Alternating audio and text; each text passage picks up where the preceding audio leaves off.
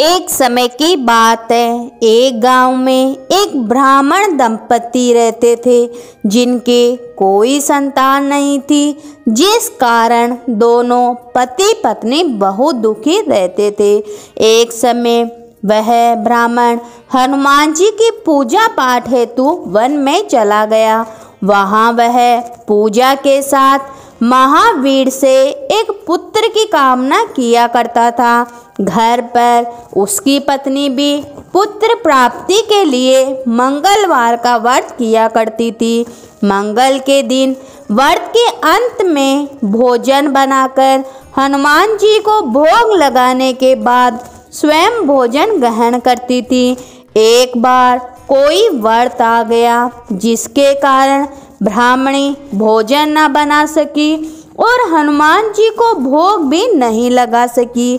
वह अपने मन में ऐसा प्रण करके सो गई कि अब अगले मंगलवार को हनुमान जी को भोग लगाकर ही अन्न ग्रहण करूंगी। वह 6 दिन तक भूखी प्यासी ही पड़ी रही। मंगलवार के दिन उसे मूर्छा आ गई। हनुमान जी उसकी लगन और निष्ठा को देखकर प्रसन्न हुए और उन्होंने उनसे दर्शन दिए और कहा कि मैं तुमसे अति प्रसन्न हूँ। मैं तुम्हें एक सुंदर बालक देता हूँ जो तेरी बहुत सेवा किया करेगा। हनुमान जी मंगल को बाल रूप में उसको दर्शन देकर अंतर्ध्यान हो गए। सुंदर बालक पाकर ब्राह्मणी अति प्रसन्न हुई। ब्राह्मणी ने बालक का नाम मंगल रखा। कुछ समय पश्चात ब्राह्मण वन से लौटकर आया। एक प्रसन्नचित्त सुंदर बालक को घर में खेलता देखकर वह ब्राह्मणी से पूछा कि यह बालक कौन है। पत्नी ने कहा, मंगलवार के व्रत से प्रसन्न होकर हनुमान जी ने दर्शन दिए हैं और मुझे यह बालक दिया है। ब्राह्मण को अपनी पत्नी पर विश्वास नहीं हुआ। उसने सोचा यह तो उल्टा है, वे भी चालनी है, अपनी कलुषता छिपाने के लिए बात बना रही है। एक दिन ब्राह्मण कुएं पे पानी भरने गया तो ब्राह्मणी ने कहा कि मंगल को भी अपने साथ ले जाओ।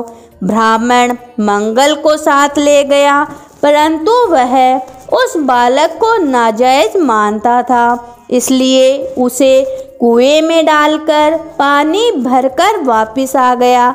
ब्राह्मणी ने ब्राह्मण से पूछा कि मंगल कहाँ है। तभी मंगल मुस्कुराता हुआ घर वापस आ गया। उसे वापस आया देखकर ब्राह्मण आश्चर्यचकित हो गया। रात्रि में उस ब्राह्मण से हनुमान जी ने स्वप्न में कहा कि यह बालक मैंने दिया है, तुम अपनी पत्नी को उल्टा क्यों कहते हो। ब्राह्मण यह सत्य जानकर बहुत खुश हुआ।